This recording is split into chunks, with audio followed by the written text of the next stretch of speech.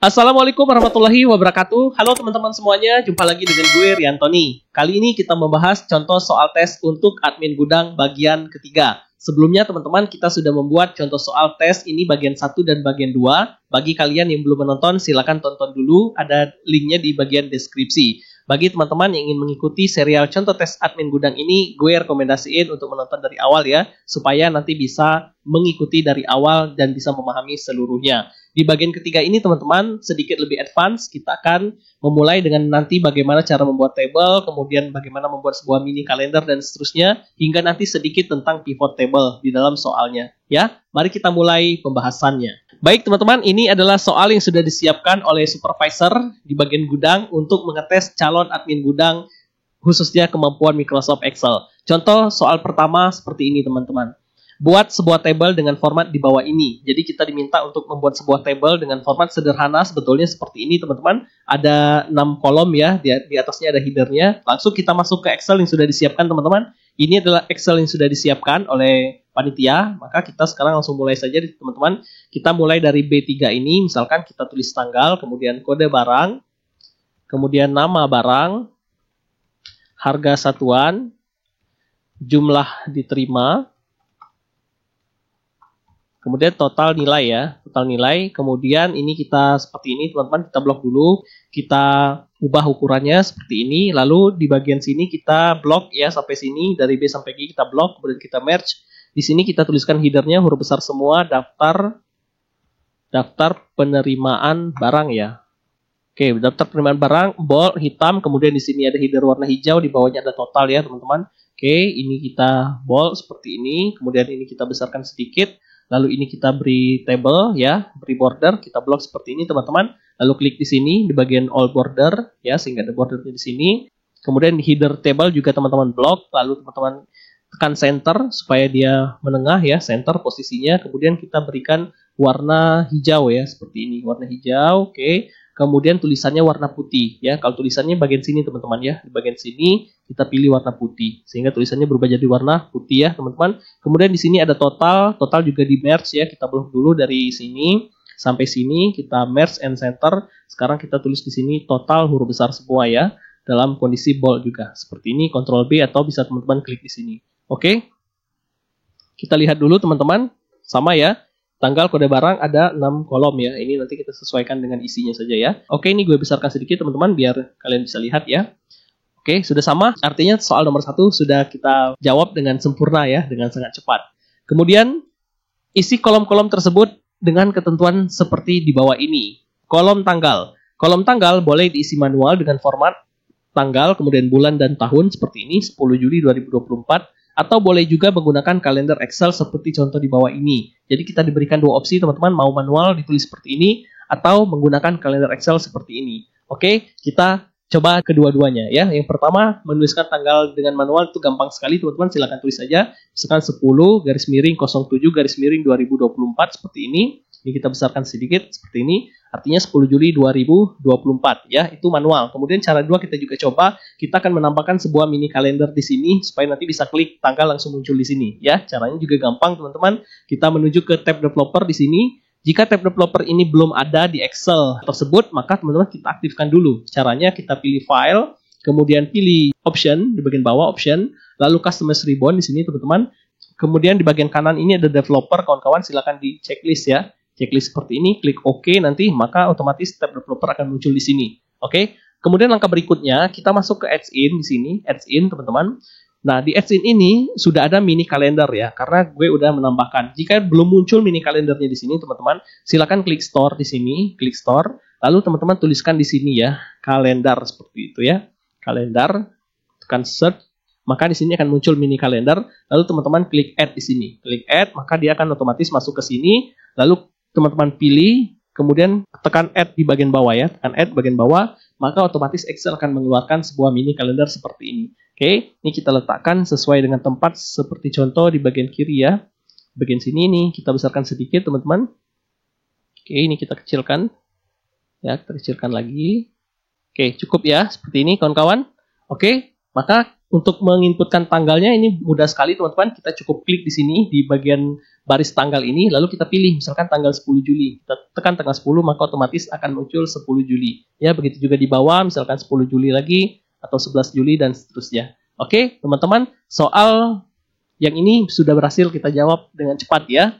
Kemudian kita lanjut ke soal berikutnya, yaitu kolom kode barang. Buat sebuah data list atau drop down yang isinya adalah semua kode barang yang ada di sheet referensi. Sehingga format table menjadi seperti ini. Oke, teman-teman, maksudnya di kolom kode barang ini kita tidak input manual, tapi kita memilih dari sebuah data list seperti ini. Data list seperti ini itu sumbernya ada dalam sheet referensi.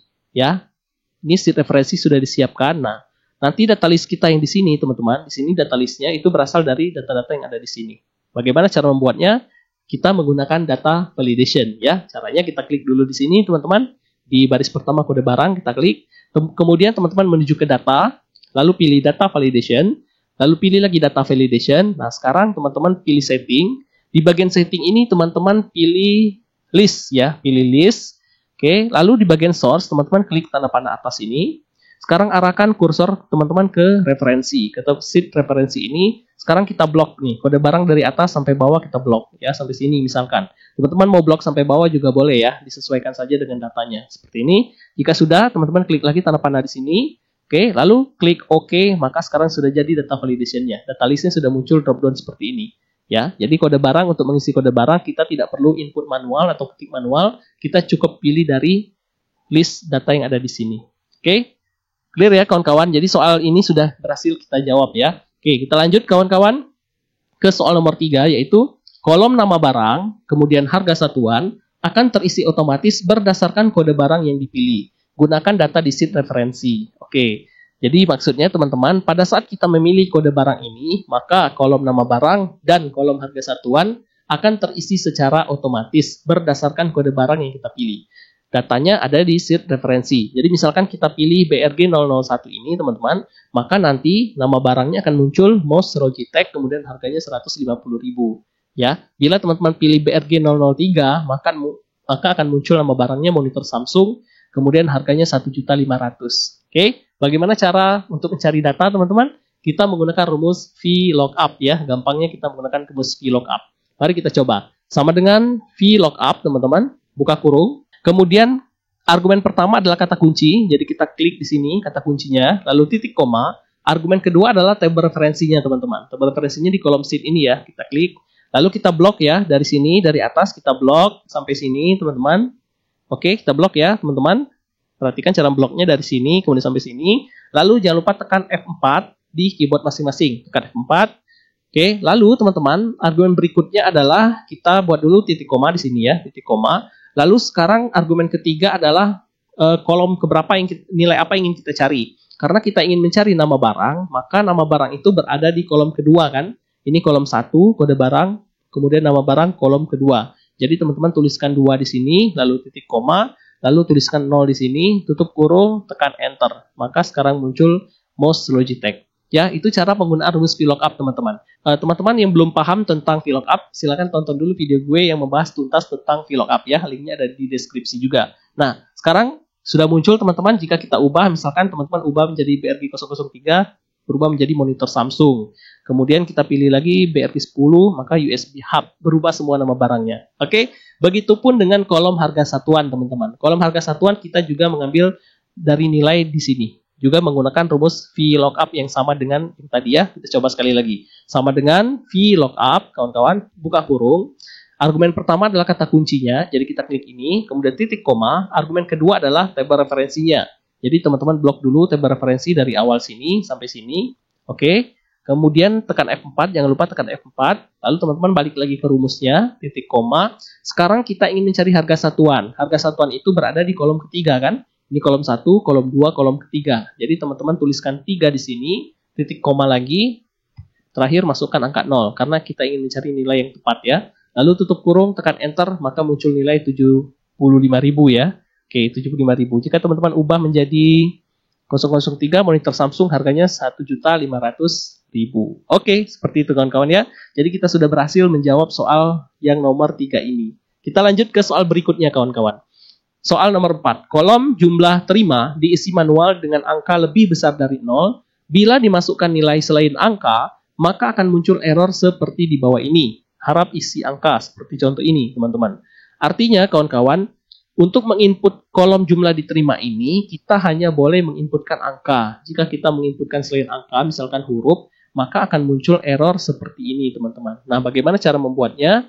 Kita coba dulu, misalkan kita masuk 1, bisa. Kemudian kita masuk huruf A juga bisa. Nah, maunya ketika kita tulis huruf A di sini, maka dia akan menolak. Karena yang dimasukkan hanya boleh angka saja. Itu kita menggunakan data validation juga, kawan-kawan. Caranya seperti ini, teman-teman menuju data, lalu pilih data validation, sekarang data validation lagi. Nah, di bagian allow ini, sekarang teman-teman jangan pilih list ya, kalau tadi kita pilih list, sekarang kita pilih whole number, ya artinya kita hanya mengizinkan number saja. Pilih whole number, kemudian di data sini, teman-teman pilih lebih besar ya, greater than aja, greater than, artinya lebih besar dari 0. Oke, cara membacanya seperti ini teman-teman, izinkan semua number, ya whole number saja, yang lebih besar dari 0. Artinya jika dia selain angka, misalkan huruf A, B, C, D, seperti itu, maka dia akan tolak ya. Kita klik OK teman-teman, sekarang kita coba, kita masukkan angka 1, maka bisa, angka 2 juga bisa. Sekarang coba teman-teman masukkan huruf AA. Tekan Enter, maka akan muncul error seperti ini.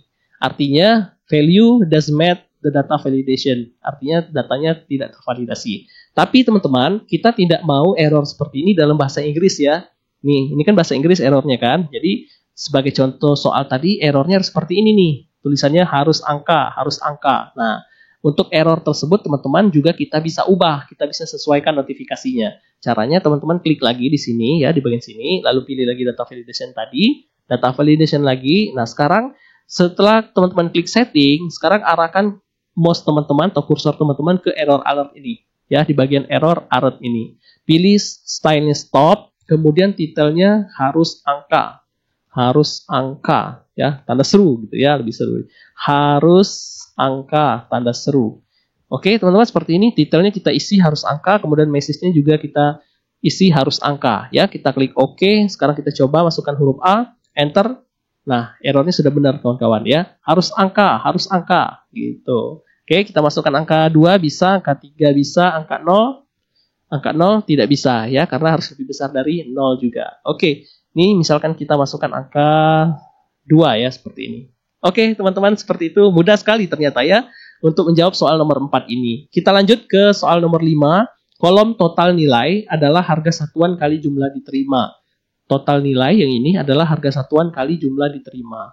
Artinya, kolom ini, teman-teman, nilainya adalah sama dengan jumlah diterima dikali dengan harga satuan, ya seperti itu. Oke, seperti ini. Ini supaya lebih menarik, lebih cantik, teman-teman kita berikan counting ya, seperti ini. Oke, jadi 1.500.000, kemudian di sini 3 juta. Ini kita besarkan sedikit.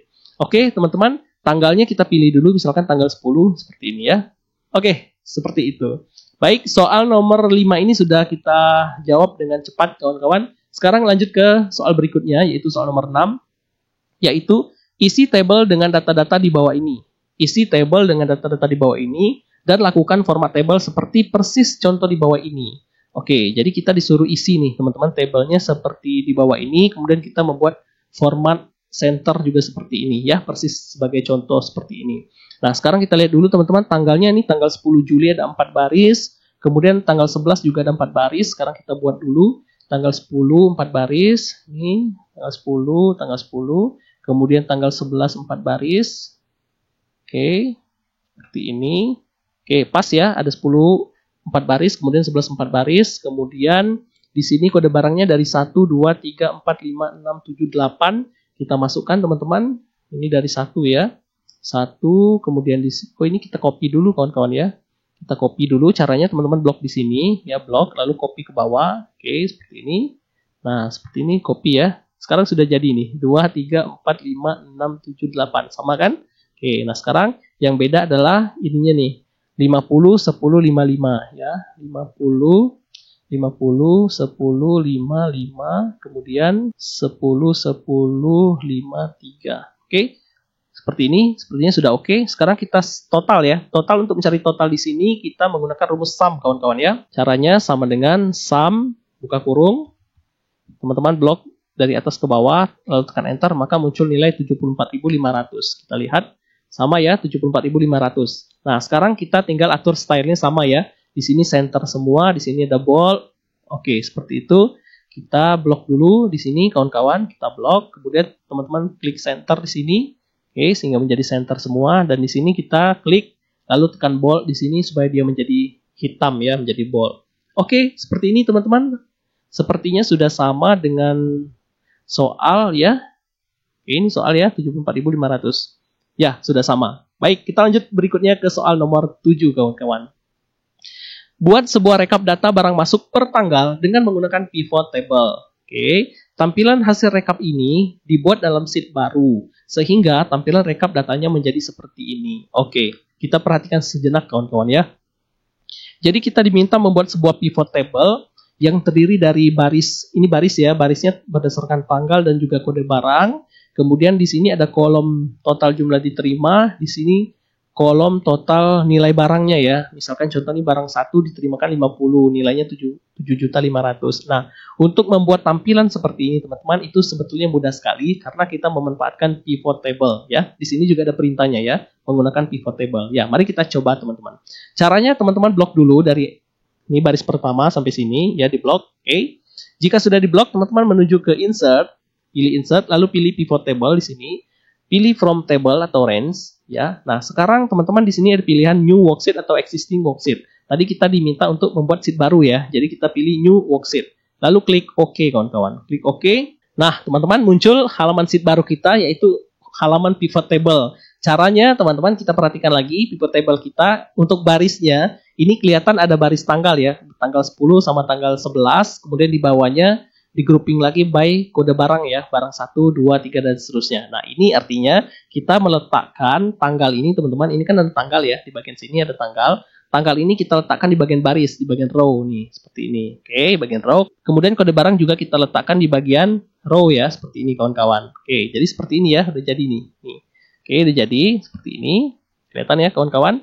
Nah, sekarang kita tambahkan lagi untuk kolom jumlah diterima dan nilainya. Artinya di kolom value-nya kawan-kawan ya. Teman-teman caranya jumlah terima ini kita blok ya, kita tarik ke sini. Oke, akan muncul seperti ini teman-teman. Kemudian total nilai juga kita tarik ke bagian sini. Oke, seperti itu. Ini kita tambahkan dulu accounting-nya supaya enak dilihat kawan-kawan seperti ini. Lalu di sini kita ubah header-nya itu tanggal, kemudian total jumlah diterima, total nilai semua barang. Oke, ini tanggal teman-teman. Total jumlah diterima, kemudian di sini total semua nilai. Oke, seperti itu kawan-kawan ya, ini terima. Kita lihat dulu, sama seperti ini, total nilai semua barang, 44 juta, 30 juta, 74 juta, 500. Ini 44 juta, 30, oke, seperti itu. Oke, total semua nilai barang. Oke, ini kita perbesar seperti ini supaya lebih jelas. Baik teman-teman, itu ya. Sepertinya udah sama, ini bisa di seperti ini ya. Jika kita ingin lihat per tanggal 10, ternyata yang diterima total 70. 70 item itu apa aja? Yaitu terdiri dari barang 01 ada 50 item, dan seterusnya. Nah, laporan-laporan rekap seperti ini teman-teman sering sekali diminta untuk dibuatkan oleh supervisor kita kepada admin gudang ya. Karena supervisor kan ingin melihat pergerakan barang, kemudian ingin melihat barang keluar, barang masuk, dan sebagainya by day biasanya, by tanggal. Jadi laporan-laporan rekap seperti ini itu sering sekali diharuskan kita untuk membuatnya. Tapi jangan khawatir, di Excel sudah mudah sekali teman-teman membuatnya, kita menggunakan pivot table. Oke teman-teman, kita lanjut lagi ke soal tadi. Apakah masih ada soal? Dan ternyata demikian dan selamat mengerjakan. Oke, ternyata pivot table ini teman-teman adalah pertanyaan terakhir dari soal tes admin gudang bagian 3 ini. Oke, kita lihat lagi kembali teman-teman. Ini adalah hasil jawaban kita ya. Jawaban kita sesuai dengan pertanyaan-pertanyaan di soal tadi. Oke, terakhir ini adalah rekap kita menggunakan pivot table. Baik teman-teman, sampai di sini kira-kira bisa memahami. Jika belum, silakan teman-teman ulang lagi, replay lagi video ini dari awal. Karena ini levelnya sedikit advance, ada beberapa hal yang harus teman-teman pelajari dulu, seperti rumus VLOOKUP, kemudian membuat data validation, membuat data list, dan juga tentang pivot table. Ya, ada semua link videonya di bagian deskripsi. Silakan teman-teman cek saja. Baik teman-teman, itu saja tutorial kita kali ini, contoh soal tes Excel admin gudang bagian ketiga. Semoga bermanfaat. Dan seperti biasa, bila teman-teman belajar sesuatu kali ini, jangan lupa klik like, klik subscribe, dan bila ada pertanyaan boleh tuliskan di kolom komentar. Terima kasih teman-teman, mohon maaf salah-salah kata, sehat selalu dan salam.